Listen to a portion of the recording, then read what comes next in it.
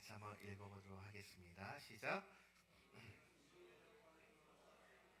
네, 우리는 선교적 관점으로 살아야 합니다. 라는 제목으로 하나님의 말씀 증거하도록 하겠습니다. 한국교회 여러 교단이 있죠. 장로교, 감리교, 그리고 우리 지난번에 수예배를 드렸었던 선교교단도 있고 순복음 교단도 있고 참 여러 가지 많은 교단들이 있습니다. 근데 그 많은 교단들 가운데 유독 선교를 강조하는 교단이 어딘지 아십니까? 바로 침례교단입니다. 예, 침례교단은 어떻게 보면 세계에서 굉장히 유명한 선교사님들을 많이 배출한 교단이기도 합니다. 그렇기 때문에 왜냐하면 하나님께서의 말씀을 우리가 믿음으로 고백을 하죠. 그리고 그 말씀을 우리는 진리다라고 고백을 합니다. 근데 하나님께서 우리에게 주신 사명이 있다면 그건 뭐예요? 복음 증거의 사역이라는 거예요. 그것을 우리가 믿고 따라가는 교단이 바로 침례 교단이다라고 이야기를 할 수 있죠. 우리가 다음 주에는 우리 선교 주일로 지킵니다. 선교 주일이라고 해서 뭐 큰 건 없습니다. 중요한 건 뭐냐? 우리의 마음이죠. 다시 한번 리마인드 하는 거예요. 아, 선교는 단순히 나간 사람, 선교사님들만 하는 것이 아니라 우리들도 해야 되는 사명이구나라는 것을 깨닫기 위해서 우리가 선교 주간을 정하고 또한 같이 나누고자 합니다. 그렇기 때문에 다음 주는 특별히 여러분들 같이 오셔서 이 귀한 예배 자리에 참여해 주시기를 바랍니다. 우리가 여러분 전도라는 말이 있고 그리고 선교라는 말을 참 많이 사용을 하죠. 그런데 이 두 말은 참 같기도 하고 또한 틀린 것 같고 참 애매모호한 선이 있다라는 거예요. 그러니까 사실 성경에서는 이 두 가지를 크게 구분하진 않습니다. 그러니까 다 같이 뭐예요? 복음을 전한다라는 말이죠. 그러니까 전도라는 말은 뭐냐면 입으로 그 복음의 소식을 증거한다라는 말을 갖고 있고요. 선교라는 말은 더 적극적인 자세로 가서 나아간다라는 거죠. 전도를 하기 위해 복음을 증거하기 위해 나아간다. 이것을 선교라고 이야기를 합니다. 그러나 교회에서는 오랜 세월 동안 이 두 가지의 단어가 말이 참 비슷하지만 다른 뜻으로 사용했던 것 같습니다. 우리가 흔히 말하는 전도는 뭐예요? 내 주변에 있는 사람들, 즉 우리와 같은 민족들을 전도한다라고 할 때 우리는 전도라는 용어를 사용했고요. 그리고 선교는 어떻게 생각했을까요? 다른 나라, 다른 민족에 관해서 복음을 증거하는 사람, 그런 사람들이 뭐라고 그래요? 선교사다라고 이야기했다라는 거예요. 즉 국내에서 복음을 전하는 것은 전도라고 이야기했고요. 해외에서 복음을 전하는 것 이것을 선교라고 우리는 사용했다라는 거예요. 하지만 이제 현대 신학에 와서는 선교를 하나님의 선교라고 이야기합니다. 즉 인간적인 지금까지는 선교라는 것은 전도라는 것은 우리의 관점으로 바라봤죠. 하지만 현대 신학에 와서는 어떻게 이야기하냐? 하나님의 관점으로 이야기를 합니다. 그러니까 선교의 주된 내용과 관심사는 선교사님들이 복음을 전하는 것에 국한하지 않고요. 역사 안에서 일하시는 하나님의 활동인 전 영역을 바로 선교다라고 이야기를 한다는 거죠. 즉 여러분들이 누구예요? 그리스도인이죠. 그렇죠? 그리스도인이라면 하나님을 영접한 자들이고 하나님의 말씀을 따라가는 자들이에요. 그렇다면 그 모든 삶의 영역 가운데서 우리는 뭐가 드러나야 되느냐? 하나님의 나라가 드러나야 돼요. 그 하나님의 나라를 드러나면서 사용되는 것을 뭐라고요? 선교다라고 이야기한다라는 거죠. 자, 그러면 이러한 선교적인 관점에서 여러분들의 가정과 그리고 여러분들의 일터에서 우리는 어떻게 사역을 하고 어떻게 일해야 되는지 본문을 통해서 우리는 알아보고자 합니다. 첫 번째로는 뭐냐? 바로 자신의 일을 선교라고 생각해야 하는 것입니다. 같이 한번 읽어볼까요? 시작. 오늘 본문의 말씀에 보면 모든 민족을 제자를 삼아 아버지와 아들과 그리고 성령의 이름으로 침례를 베풀고 내가 너희에게 분부한 모든 것을 가르쳐 지키게 하라 라고 말씀하고 있죠. 그러니까 과거에는 이 말씀을 우리는 이렇게 이해했어요. 어떻게 이해했느냐? 불신자들이 사는 곳으로 가서 그곳에 뭘 세워요? 교회를 세워요. 그리고 그곳에 교회를 세우고 어떻게 해요? 전도를 했다라는 거죠. 그러니까 모든 것을 전도에 초점을 맞춰서 해석했습니다. 많은 선교사님들이 그렇게 초대에 진행을 했어요. 해외에 가가지고 선교사님들이 개척을 해야 되잖아요. 그 민족을 향해서 개척을 해야 되는데 먼저 뭘 짓느냐? 교회를 짓습니다. 그리고 그들에게 먹을 것을 나누어 주면서 말씀을 전하고 복음을 증거하며 나아갔었던 그러한 사역이죠. 국내든 해외든 동일하게 이러한 부분으로 초점을 맞추고 전도를 했습니다. 그러나 요즘에는 이 말씀을 다르게 해석하고 있습니다. 그러니까 불신자들이 사는 곳에 가서, 여기까지는 동일해요. 불신자들이 사는 곳에 가서 어떻게 하냐? 함께 살며 함께 일하고요. 그리고 복음을 전하고 하나님의 나라를 이뤄간다라는 거죠. 그러니까 여기서 틀린 것은 뭐냐면 교회를 먼저 짓지 않는다라는 거예요. 그들의 삶 가운데 어떻게 요? 들어간다라는 거죠. 그것이 큰 차이점이다라고 이야기할 수 있습니다. 바로 이것이 현대 신학 안에서, 현대 성경 안에서 성교에 초점을 맞춰서 해석하는 부분이라는 거예요. 그러니까 일반적으로 신학에서는 사업, 즉 일, 비즈니스라고 하죠. 일과 그리고 성교에 관해서 크게 세 가지의 유형으로 나눕니다. 첫 번째는 바로 사업과 성교의 유형이라는 거예요.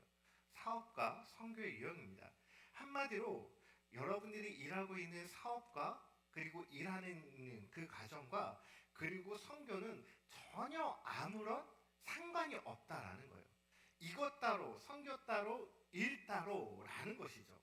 그러니까 심한 경우 성교하려면 사업을 버려야 한다라고 극단적으로 생각하는 사람도 있다라는 거죠.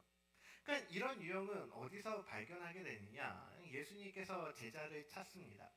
제자를 처음에 뽑으시죠. 근데 제자들이 예수님을 따르기 위해서 무엇을 버립니까?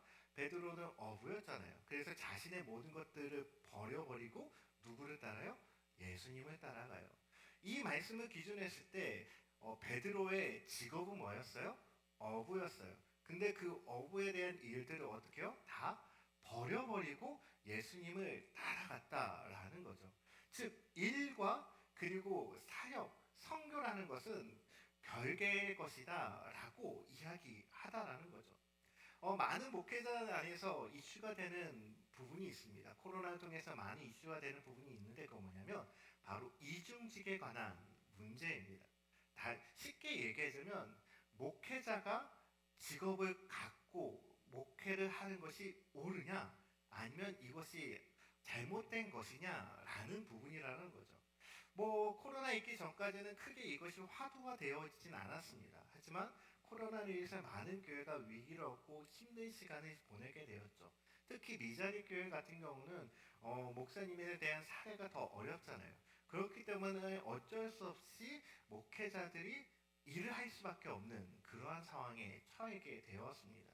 그래서 이 부분을 수용해야 될 것인지 말아야 될 것인지에 대해서 가부가 참 논쟁적인 이야기들이 있었습니다. 여러분들은 어떻게 생각합니까? 저는 조심스럽게 생각하지만 물론 이중직이라는 부분 어쩔 수 없는 상황이다라고 이야기할 수 있겠지만 목회자는 일을 해봐야 한다라는 거죠. 저는 과거형으로 이야기를 하는 겁니다. 그러니까 왜냐면 저는 이제 저희 아버지고 이제 집사님이잖아요. 집사님이고 목회자 가정이 아닙니다. 그렇기 때문에 저의 삶도 참 힘들었고 그래서 많은 일들을 했어요.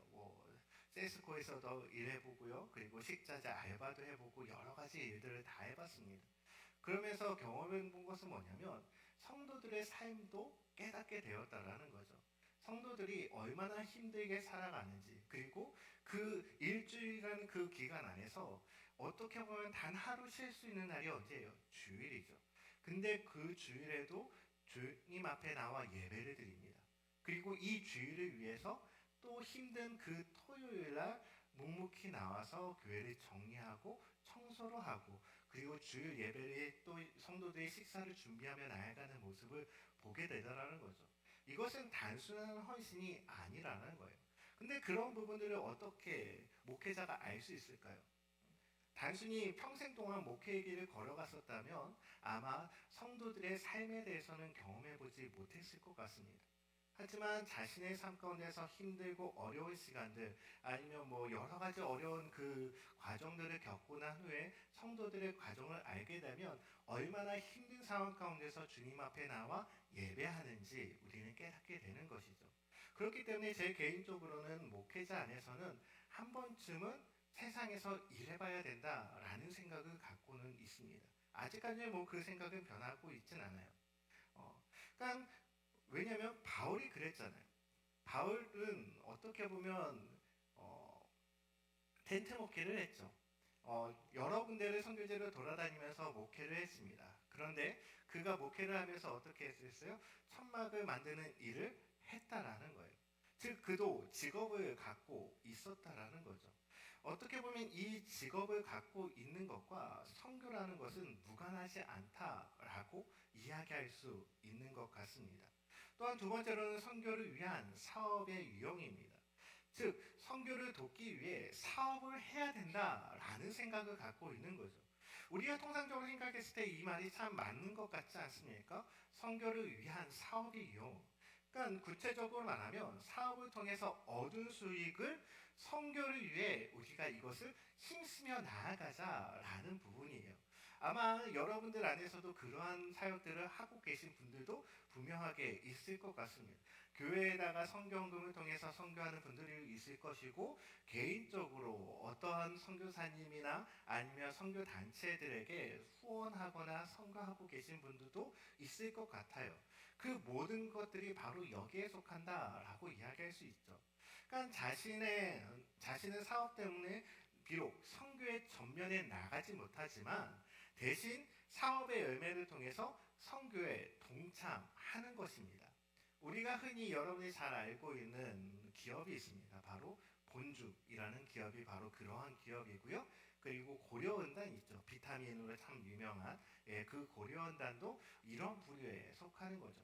그들이 어떻게 보면 수출해야 되고 믿지 않는 나라들까지 들어가야 되는데 기독교 기업이다라는 이미지를 한다면 어떻게 보면 좀 타격이 있지 않겠습니까? 그렇기 때문에 그러한 부분보다는 선교의 전면으로 나가지 못하지만 선교의 일부분을 통해서 선교 사역에 동참하는 것 바로 그러한 부분이 선교를 위한 사업이에요. 근데 문제가 있어요. 그것은 뭐냐면 자신이 하고 있는 사업은 단지 선교를 위한 수단이 되어 버리고 만다라는 거죠. 그러니까 내가 선교를 한다라기보다는 단순히 그것을 수단화시켜 버리게 된다라는 거예요.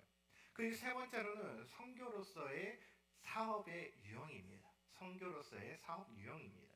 그러니까 사업 자체가 즉 선교라는 생각을 갖고 사역하는 거예요. 그러니까 사업하는 그 과정을 통해서 하나님의 나라가 드러나고 사업의 결과를 통해서 하나님의 나라의 확장이 일어나는 것입니다. 그러니까 그러한 모습이 되어야 되는 거죠. 어떤 사업가가 사업의 목표가 하나님의 영광을 드러내는 것으로 목표를 잡는 거예요. 그러니까 정말 아까 선교를 위한 사업은 선교를 수단화하죠. 그렇기 때문에 거기에 있는 직원들에 대해서 어떻게 보면 좀 막 대할 수 있는 부분이 있어요. 하지만 내 직장 자체가 내 사업, 내 가정 자체가 선교의 장소이다라고 이야기한다면 그것은 전혀 틀린 부분이 되는 것이죠. 즉 모든 과정이 바로 선교라고 생각해야 하는 것입니다. 그러니까 사업 때 아이템을 지역 사회나 그리고 지역 경제에 유익한 것을 찾고 그리고 지역에 많은 일자리를 제공하는 거죠. 즉 나의 이익보다는 남의 이익과 그리고 하나님의 나라와 하나님의 영광을 위해 하는 사업장들을 이야기합니다. 그러니까 그러한 부분을 선교로서의 사역이다라고 이야기하죠. 이런 세 가지의 유형은 우리가 일과 연결되어 있어요. 우리가 하는 일이 여러분 선교와 무관합니까? 여러분들의 가정이 선교와 무관하냐라는 거예요. 우리는 흔히 그렇게 생각하죠. 선교 따로, 교회 따로, 그리고 가정 따로라고 생각하지만 아니요, 그렇지 않습니다. 그 모든 것이 하나로 연결되어 있어야 돼요. 그리고 그 최종 목적은 뭐가 돼요? 선교가 되어야 하는 것입니다. 그러니까 우리가 선교를 위해 일한다라고 한다는 생각도 극복해야 하는 거죠. 그러니까 우리는 그 일 자체가 뭐라고 생각해야 되느냐? 선교다라고 생각해야 돼요. 여러분들의 가정 가운데서 자녀들을 키우는 것도 선교다라고 생각하셔야 되고요. 그리고 여러분들이 처해 있는 그 가정, 그리고 그 직장, 더 나아가 여러분들의 가족, 친구들, 모든 사귀고 있는 모든 곳이 바로 선교지다라고 생각해야 하는 것입니다. 그 두 번째로는 바로 자신의 일터가 선교지라 생각해야 하는 것입니다. 같이 한번 읽어볼까요? 시작. 오늘 본문 말씀에 보면 가서라는 단어가 나옵니다. 그러니까 그리스도인들에게 지금 가라라고 주님께서 명령하고 있는 거죠. 이 말씀은 하나님께서 우리를 파송하는 거예요. 그러니까 해외 선교사님들이 파송할 때 흔히 우리는 두 가지의 선교사를 꼭 이야기합니다. 가는 선교사 그리고 보내는 선교사라고 이야기하죠. 그러니까 파송 선교사님 이제 파송식을 하죠. 파송식을 하고 그리고 그 선교사님을 어디 해외로 이렇게 파송을 합니다. 그렇기 때문에 그분은 우리는 가는 선교사라고 이야기하고요. 우리 교회에서 파송했기 때문에 교회 성도들은 뭐라고 표현하느냐? 바로 보내는 선교사라고 표현한다라는 거죠. 그러니까 함께 선교에 참여한다는 뜻에서 후원자들도 선교라는 말 잘못된 것 아닙니다. 그러나 이렇게 말할 때 두 가지의 중요한 문제가 발생한다라는 거예요. 그러니까 하나는 가는 선교사가 파송받은 곳만 선교지라고 생각하기 쉽다라는 거죠. 내가 이곳에 파송되었기 때문에 내가 우즈벡이나 카자흐스탄이나 필리핀, 베트남에 파송되었기 때문에 내가 갖고 있는 선교는 바로 베트남이야 라고만 생각한다는 거예요. 그 이상의 확장 능력이 없어지고 제한되어 버린다라는 거죠. 또한 그리고 보내는 선교사는 선교지와 무관한 곳에서 일하고 살아가다가 그냥 선교는 우리가 보낸 선교사님이 하는 거지라고만 생각한다라는 거예요. 그러니까 자신은 선교에서 그냥 뭐예요? 물질만 후원하고 기도하면 된다라고 착각하기 쉽다라는 거죠. 또 다른 하나는 보내는 선교사에 참여하기 때문에 직접 선교하지 않아도 된다라고 생각을 합니다. 이것이 문제죠. 그리고 자기는 가는 선교사와 그리고 그가 사역하는 선교사를 위해 기도하고 그냥 물질로만 후원하면 된다라고 생각하는 거예요. 주님께서는 모든 그리스도인들에게 뭐라고 명령하십니까? 가라라고 명령하고 있어요. 너 여기 있으면서 그냥 물질로 후원해 기도만 하면 돼 라고 이야기하고 있지 않다라는 거죠. 가라라고 명령하고 있다라는 거예요. 그러니까 선교를 위해 타지로 떠나는 사람들 그들에게만 하신 명령이 아니라는 거예요. 그러니까 선교를 위해 타지로 떠나지 않는 사람들에게도 분명히 예외가 되지 않는다라는 거죠. 우리는 모이는 교회에서 함께 예배하고요. 신앙생활을 한 뒤 흩어지는 곳, 그곳으로 우리는 가라라고 명령하고 있습니다. 바로 그곳이 저와 여러분들의 선교지가 되어지는 거죠. 그렇기 때문에 가정과 일터, 그리고 지역사회, 그리고 세상 한복판이 저와 여러분들이 일하는 바로 그곳이라고 이야기할 수 있습니다. 그래서 그곳에 가서 우리가 하나님의 사역을 감당하는 것이죠. 이렇게 보면 일터가 바로 우리가 파송받은 선교지다라고 이야기할 수 있어요. 기독교 방송에서 대구에 이제 버스 기사 집사님이 한번 나온 적이 있습니다. 바로 류은섭 집사님이라는 분인데요. 그분은 원래 예수님을 믿지 않았어요. 예수님을 믿지 않았는데 오래전에 버스에 이제 출발할 때 그러니까 할머니가 이제 버스를 딱 타고 계신데 문을 이렇게 잘못하고 먼저 닫은 거죠. 그러니까 할머니가 느리게 타는데 문을 닫으니까 갈비뼈가 나가게 됐어요. 갈비뼈에 금이 가고 말하니까 그러더니 그 가족들이 어떻게 했어요? 마음이 아프잖아요. 그래서 소송을 겁니다. 예. 소송을 걸어서 큰 어려움을 겪게 돼요.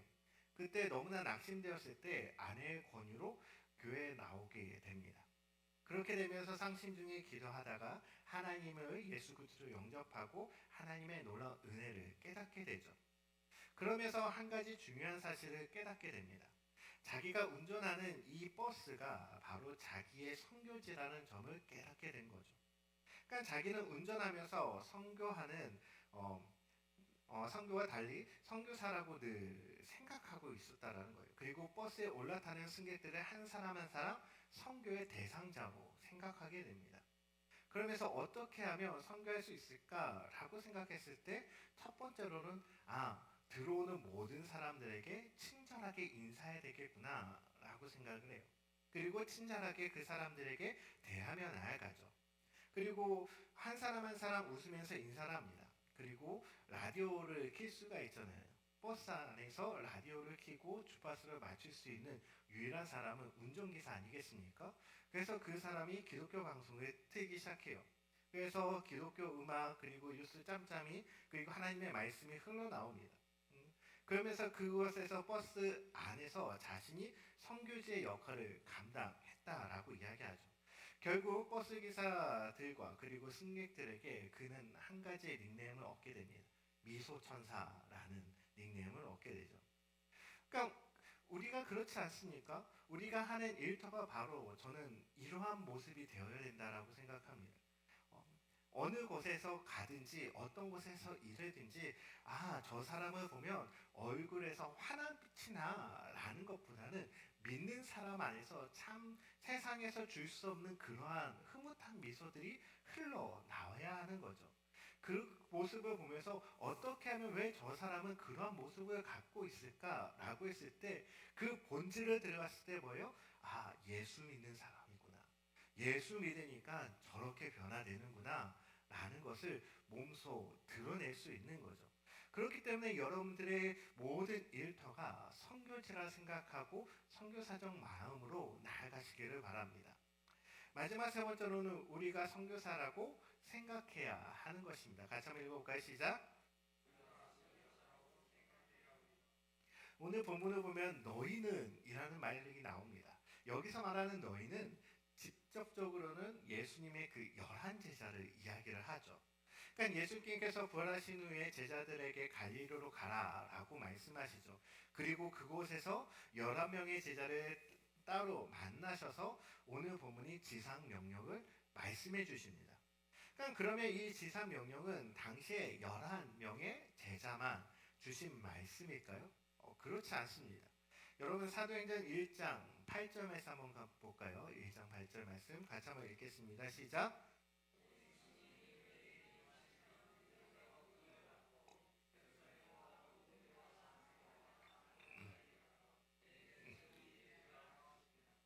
이 말씀은 언제 주신 말씀입니까? 예수님께서 이제 하늘로 승천하기 전에 지금 예수님의 제자들에게 말씀하고 있어요.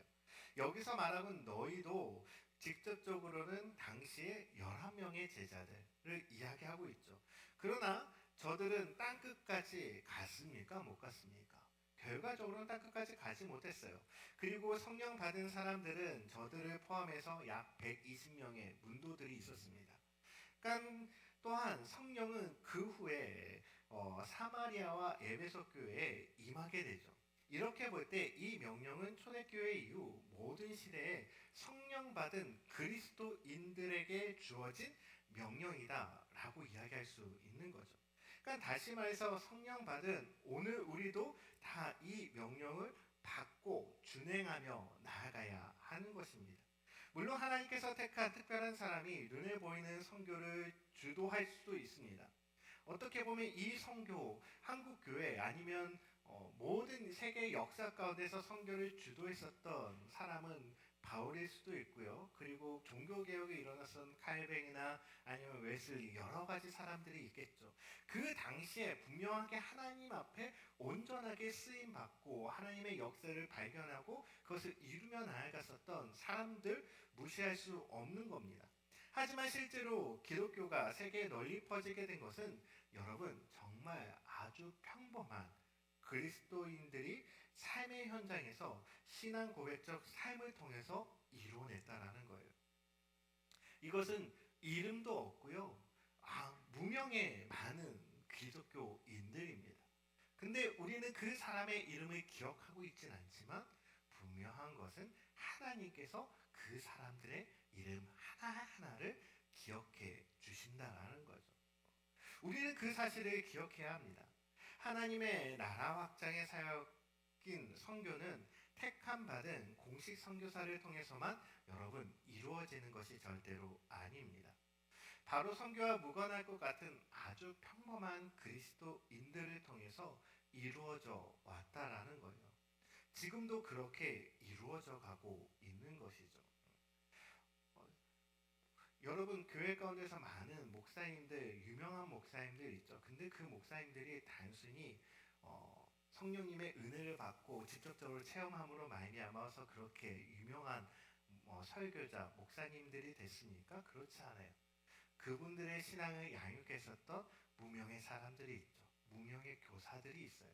어, 교회 학교를 했는데 참 이놈의 자식은 아무것도 못할 것 같지만 끝까지 그 아이를 놓고 기도하면서 나아갔을 때 마지막 그 아이가 하나님의 나라를 위해서 헌신하며 나아가는 모습들을 보게 되죠.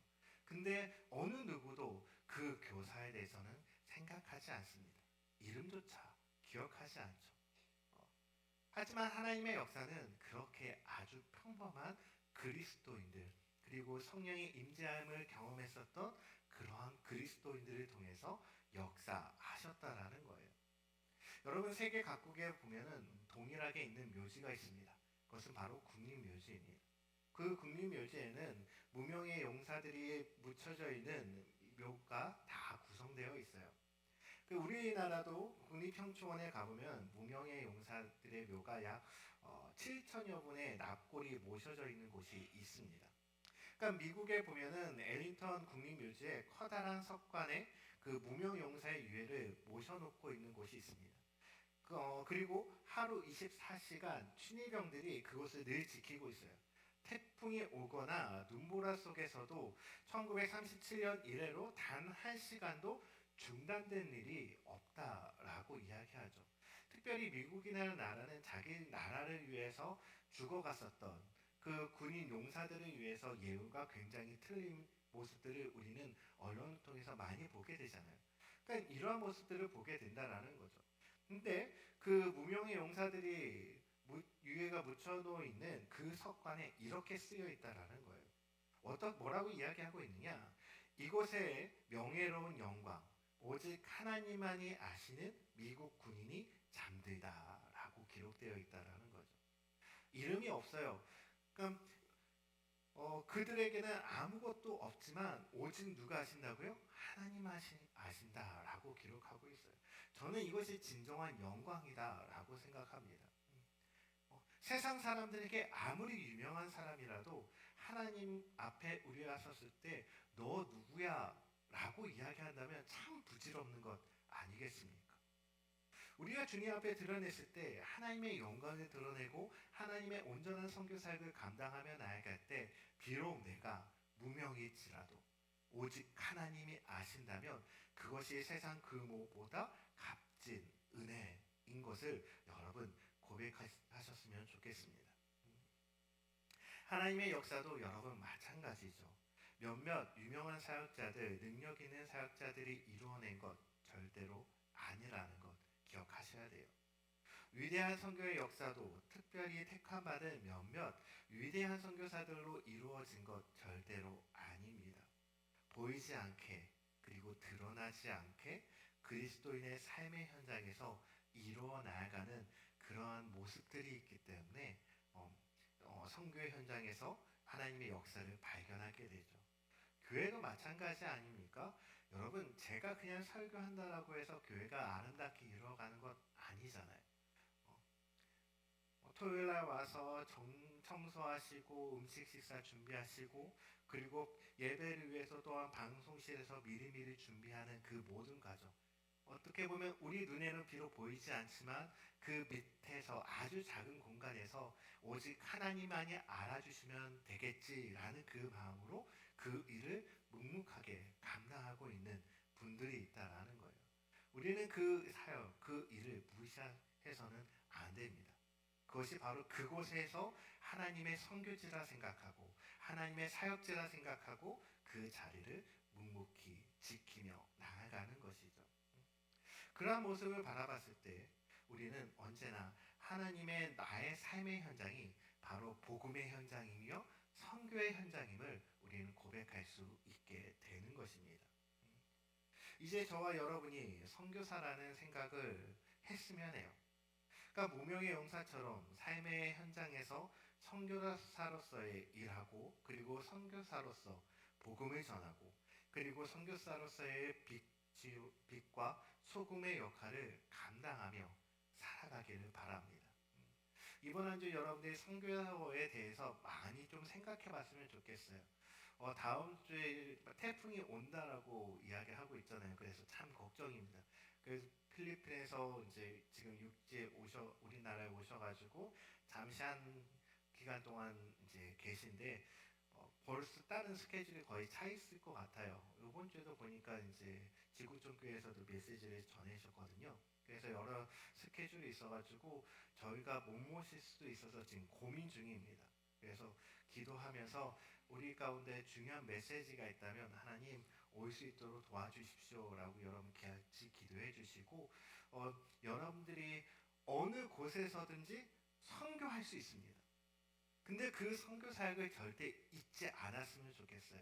우리 이 시간에 말씀하고 옆 사람 인사할까요? 당신은 선교사입니다. 우리가 늘 이 선교사적 마음을 가지고 복음을 전거하고 하나님의 나라를 위해서 나아가는 저와 여러분이 되기를 주의 이름으로 축원드립니다. 우리 시간에 주님 앞에 찬양하며 나아가겠습니다. 찬송가 505장입니다. 온 세상 위하여.